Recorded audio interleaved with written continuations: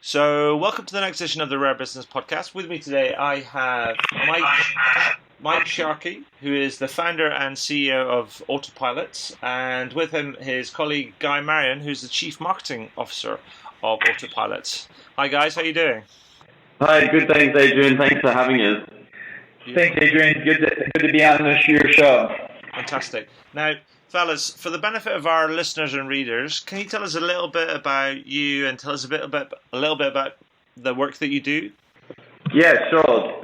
So we're based in San Francisco. Our company is called Autopilot, and we say that we make the customer journey marketing easy. So we allow customers an easy and visual approach to not only automate their marketing, but manage their contacts and have a single view of the customer, and then create what we call journeys to communicate with their customers through different channels. So you can communicate with customers via email, SMS, postcards, in-app messages to create what we say remarkable experiences for your customers. Fantastic. Now, one of the things that I was reading about it, and we were out, the way we got connected was I was reading about the work and learning about the work that you're doing on, as you sort of mentioned there, is creating these customer journeys, but also creating sort of unique marketing experiences that in many ways don't feel like marketing. So you use things like handwritten postcards, different types of messaging and all that sort of stuff. Can you tell me a little bit more about how you're doing this and kind of, and sort of some of the impact that it's having? Yeah, so it's a really interesting thing to us. From the outset, we always had this idea that, today's marketing in 2015 or soon to be 2016 shouldn't really feel like marketing. Most marketers, in fact, in the US here, 61% of marketers still use email marketing as this single channel where they primarily do these unsophisticated batch and blast emails. And there's nothing wrong with that. Email's a really effective channel, but it's really a 1990s technology. And for us going into this, we were shocked to learn that was still highly used. And we always thought, and I always dreamed when I was running previous companies, what if we could send people communications on any channel? What if when you're creating a marketing campaign or what we like to call a marketing journey, you could just as easily send an SMS or something in the mail or maybe flowers or a t-shirt to someone just as easily as creating an email. So that was really how we started to think about it. But also marketing that's highly personalized and in context and starts to understand how that person likes to be communicated with. I think that was one of the challenges we saw is that you might sign up for a service and you get an email, but then you get distracted playing with kids or cooking a meal, and then you go back to your phone and you see the email and it's no longer relevant to you. So being able to deliver messages across different channels was really important. And when I met Guy, who's our CMO and also joining us today, one of the analogies he gave, which I really loved, was Autopilot really gives you this power to create earthquakes from basements, and by that he means you can create these marketing journeys that don't feel like marketing and have the capability and power to use channels you may never have been able to have access to before. Yeah, I think this is Guy speaking. From a personal perspective with automation, and I think what we've meditated with Autopilot is we've been using automation now for many years to connect how people use products and services with how you actually message and send touch points to them. So, certain audiences like software developers don't necessarily want to engage heavily with salespeople or marketers during their trying period of services. What they do want is very relevant information that helps them, integrate a platform or be able to get, API documentation in the right way at the right time. And, I've spent some years building that out in the software development space and sort of automating the entire onboarding experience as well as nurturing out people who've tried different services and could benefit more. And then doing that again at Zendesk, where we did that at a very large scale for many customers, really focused on delivering that highly personalized customer experience through automation, so you can touch, thousands of people, but in a very one-to-one sort of manner. And with Autopilot, we were able to do that and more using the combination of personalization and multi-channel. Okay. Now that all sounds kind of great, and it is a move away from this kind of broadcast type marketing, but something that's a bit more kind of tailored to what customers want and when they want it, and it feels more aligned to them and not just really salesy, but more helpful, etc., etc. But it's all very well in theory, but I guess my next question would be, is can you make that real, and can you give me a couple of examples of how this has worked for your clients and the sort of benefits that they've achieved?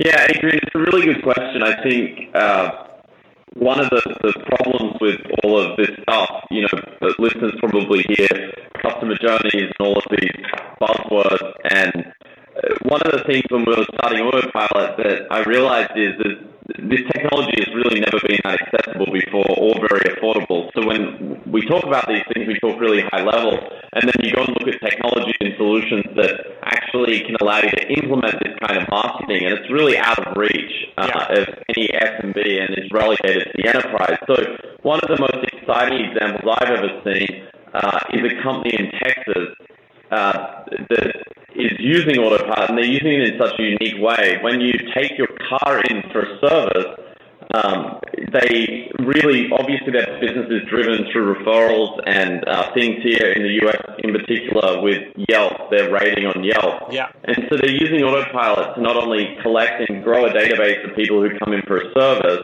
and then over time remind them that a service is due, but also after the service, they're sending them a postcard in the mail thanking them for choosing their company, and then asking them to go to a landing page on their website which asks them if they had a good experience, would you mind reviewing us on Google and Yelp?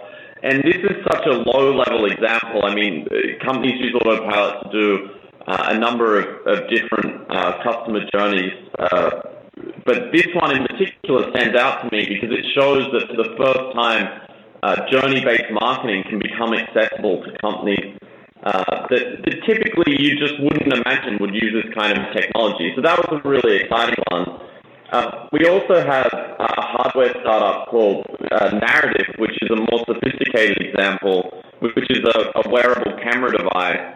And this camera, you wear it on your lapel, and it takes a photo every 30 seconds, and you can scroll through your entire day and see it in photos. And one of the things Narrative use Autopilot to do as part of the customer journey, as you're starting to use the camera, based on your usage, it'll actually help you learn how to use the camera and make sure you get the full benefit of the camera by downloading the app and uploading a certain amount of photos. And it'll monitor your usage over time with a quite simple mechanism to do that, and communicate with you on different channels to encourage you to continue to use the app and show you different use cases of the app, right. Which is another sort of more higher level example. Okay. And it's interesting because it makes it sound like that, particularly in the car servicing one, there's a lot of tactics there that are, if you like, familiar tactics, but it's almost like it's knitting them all together and bringing some of the more traditional things like sending somebody a postcard or a letter in the post, and integrating that with more sort of digital electronic sort of communication. It's bringing them sort of closer together and making that whole thing sort of, if you almost sit more comfortably side by side, if that makes sense. Yeah, I think in the past, right, maybe you would have had a receptionist at that dealership randomly each month, or when sales drop, doing activities like that. Like they're like, we need to get our Yelp rating up, so they might handwrite some letters or then send a batch of last email, and that was really the typical way. But by thinking through that personal customer journey that you want with the customer, and then being able to automate that, I think it can really help scale not only large companies but small companies, as we've seen in this case. Right. So the next thing I wanted to ask you about, because I mean I was thinking about it and I was thinking, well, there's customer journey and all of that, and what really powers the customer journey and delivers, what's the essential thing around driving a good customer experience. And there's been a lot of talk recently about how it's not just about the customer journey, but the employee journey and the employee experience. I just saw a recent piece of research called the One Reach Report, and it asked a whole bunch of people about what get their opinion on what's the most important sort of thing if a company wants to improve their service and experience. And by some margin, all these people kind of voted that by improving the employee experience, or focusing on the employee experience and the employee journey, that can have a really big impact. Now, that made me think, is there other applications for your type of technology and approach, and can it be applied to help power up the employee experience too?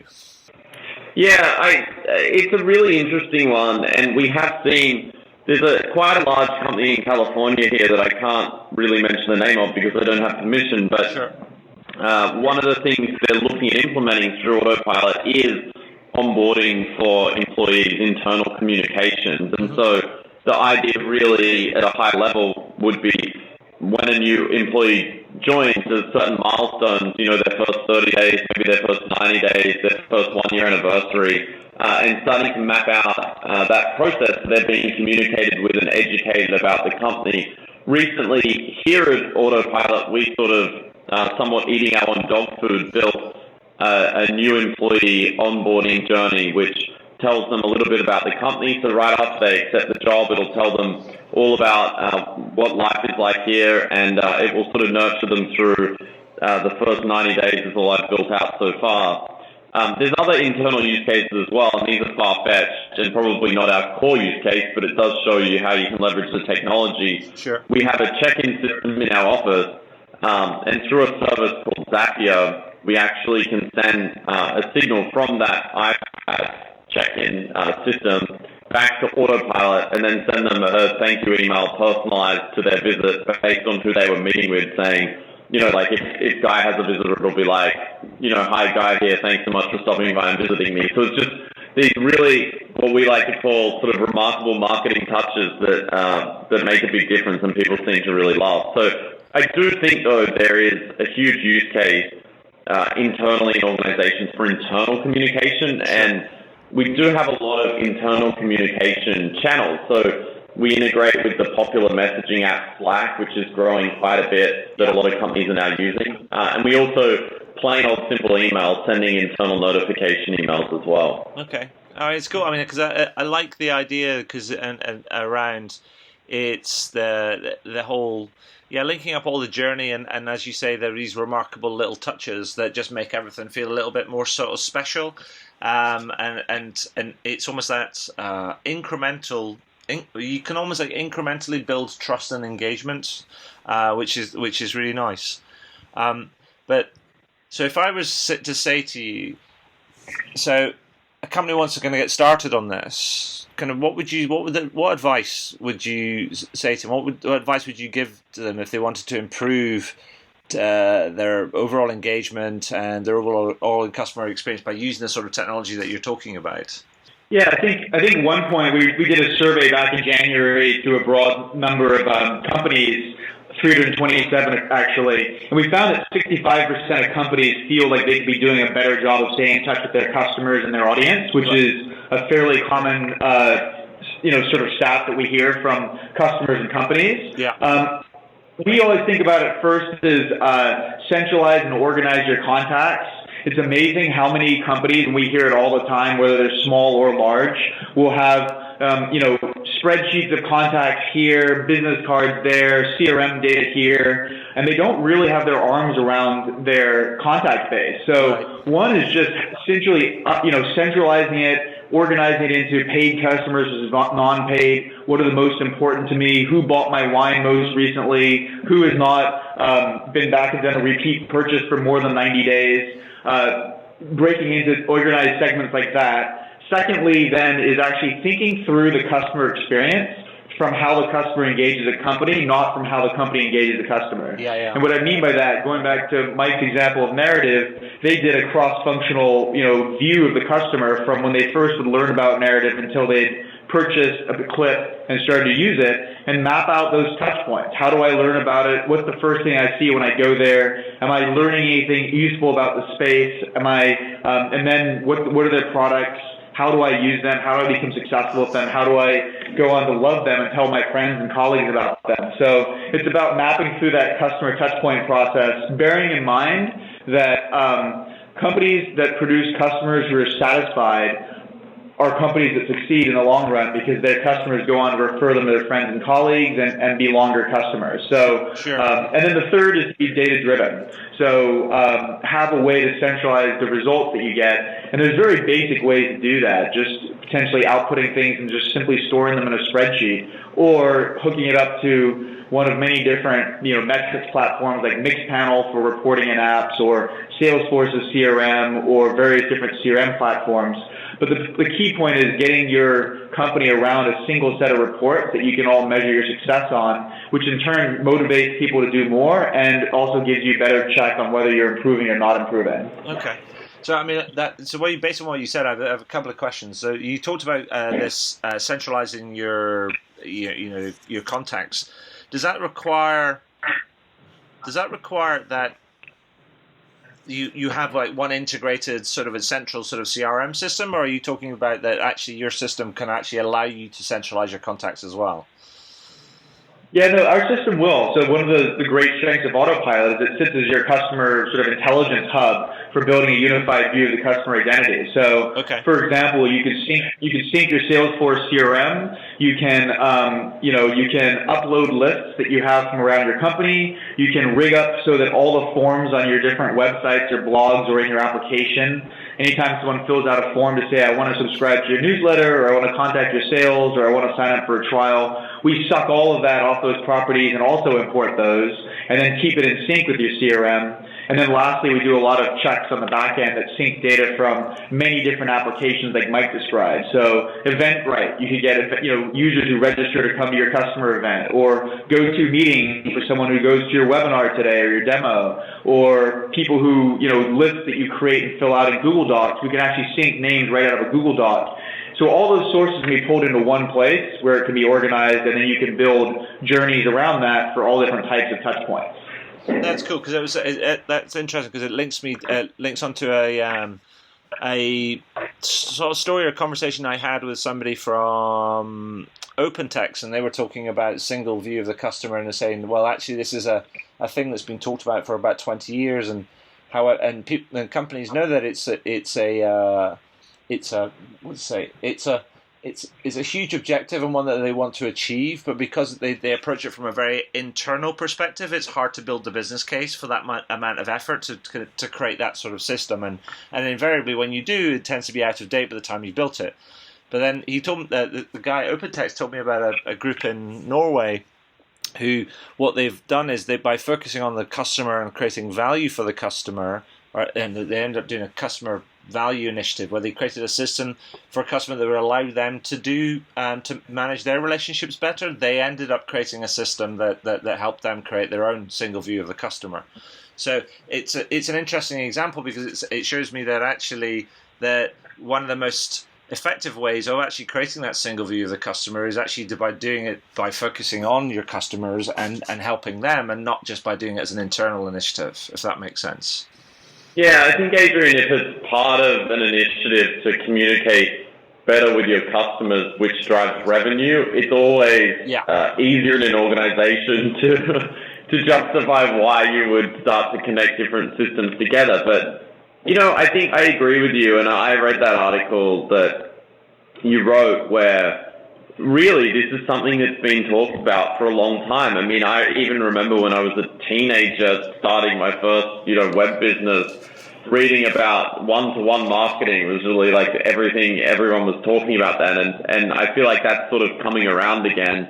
But at the time, no one really had the capability to execute on it. I think the exciting thing, though, today is, and the thing that gets me really excited, is a world of open APIs and customer systems and customer touch points that are all connected. And the more these systems and touch points become connected, the more data that you can collect. And then I think the challenge of that is then figuring out what's important and how to visualize that and get meaning out of it in order to communicate better with customers. And that's why you said it earlier, marketing that doesn't feel like marketing. That statement is so important to us because, you often hear people talking about big data and all these different trends. But at the end of the day, I like to get people to talk about the actual customer. Who's the customer? You go through that experience and feel what it's like to be a customer and then build the systems around that. I think as technologists, we often want to talk about the technology and the systems that will lead to solving the problem instead of thinking through that customer experience. So if you start there and build systems and different applications and work on that single view of the customer identity around that, it's much easier to justify it, and it also seems like a very important thing to do and something you should have done for a very long time. Sure. And then the second kind of point, based on what we were talking about earlier, was you talked about things being data-driven. And can you tell me a little bit more about that? Does that mean that when you say data-driven, is that you're measuring the effectiveness of these touch points that you're putting in place? Or is it more than that and you're doing some sort of analytical, so predictive analytics sort of like type stuff as well? Yeah, it's both. So in the latter, I think you referred to benchmarking, and the former, it's the effectiveness of touch points. I mean, we really think about data in four ways in terms of powering in terms of assessing the performance of your marketing and, frankly, all your touch points. One is how are they engaging your content?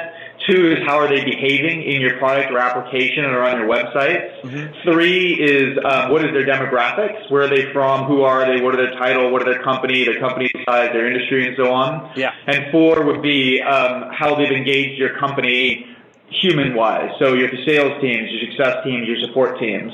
So with Autopilot, we pull a lot of that together and make it possible to see, what is the impact of engaging a customer 3 times during a trial versus never engaging them, or if you show them a message in an application versus send them an email, both of which are equally personalized, targeted to their first name based on what they've done, which is more effective and by how much. And we now know that if you're busily using an application and you see a message pop up that speaks to you, it's 3 to 5 times more likely to get a response than if it's an email in your inbox.